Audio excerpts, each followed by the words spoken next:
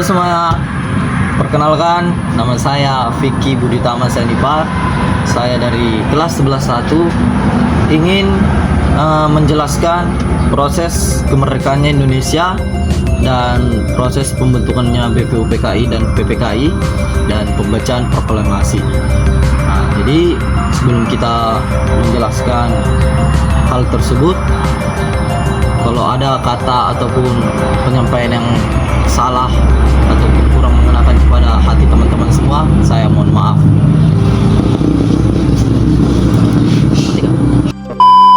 Nah, jadi teman-teman, BPUPKI itu atau Badan Penyelidik Usaha-usaha Persiapan Kemerdekaan Indonesia dibentuk oleh Jepang tanggal 1 Maret 1945. Tujuannya supaya kelihatan baik di mata rakyat Indonesia, padahal ya tetap ada kepentingan politik Jepang juga.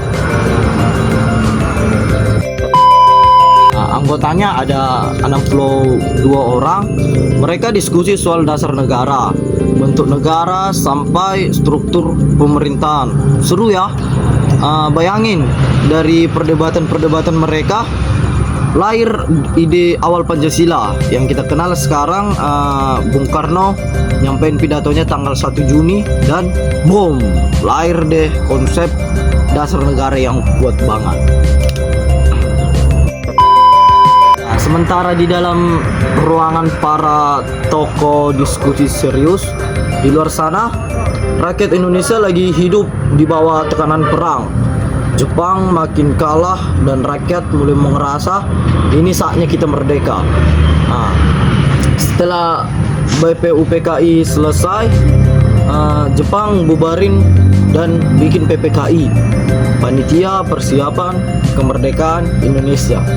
Ini kayak tim eksekutor gitu, dibentuk tanggal 7 Agustus 1945. Dengan anggota 21 orang. Tugasnya ngebut, bikin konstitusi, siapin segala hal buat kemerdekaan. Sebelum kita masuk ke dalam rumahnya, inilah dia rumah tempat berkumpulnya orang-orang penting. Ini dia rumah yang diam-diam jadi saksi bisu penulisan naskah proklamasi. Disinilah Bung Karno, Bung Hatta, dan Mr. Ahmad Subarjo berkumpul malam 16 Agustus 1945. Ini dia. Inilah mereka berkumpul duduk dan sangat memikirkan sesuatu yang sangat penting. Jadi lucunya rumah ini milik Laksamana Jepang, tapi Maeda justru kasih ruang dan jaminan keamanan buat para tokoh kita menyusun teks proklamasi. Gue selalu mikir nih, gimana tegangnya malam itu ya? Karena bayangin di tengah-tengah penjajahan mereka harus nulis kalimat yang bakal mengubah nasib atau bangsa, dan hasilnya singkat, padat, bermakna, cuman 2 paragraf. Itulah hebatnya. Dan akhirnya tepat tanggal 17 Agustus 1945 pagi-pagi di tempat ini Bung Karno berdiri dan membacakan teks proklamasi.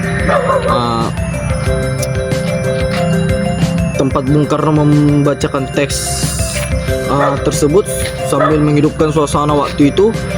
Bayangin suasananya simple banget, gak ada sound system yang kayak kalau zaman sekarang kan kita bisa kalau ada acara penting gitu kan pasti ada sound systemnya, pakai mikrofon, loudspeaker yang besar. Kalau zaman dulu tidak, gak ada itu juga panggung-panggung ya kayak sekarang kan juga ada yang namanya pentas, tarata, tenda gitu ya kan.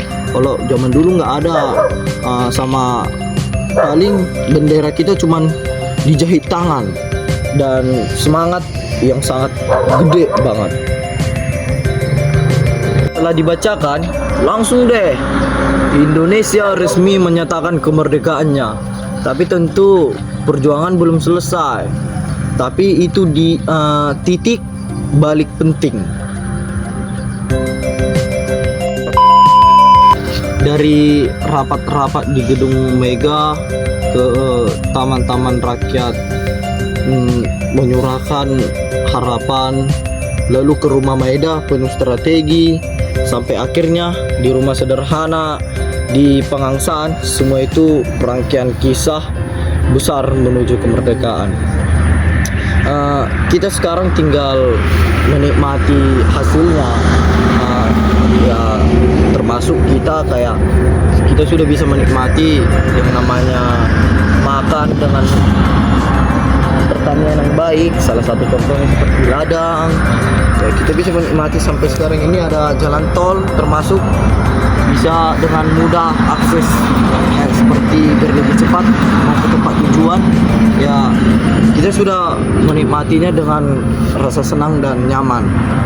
Tapi penting banget nih buat terus ingat dan pelajari prosesnya, karena ya tanpa mereka kita nggak akan bisa duduk ataupun menikmati seperti yang saya bilang tadi, menikmati ini semua.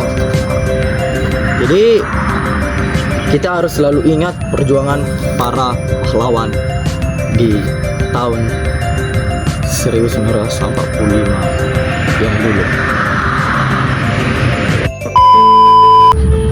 Oke, jadi teman-teman, sekian penjelasan saya tentang proses kemerdekaan Republik Indonesia. Kalau saya ada kata-kata yang salah dan kurang berkenan di hati teman-teman semua, saya mohon maaf.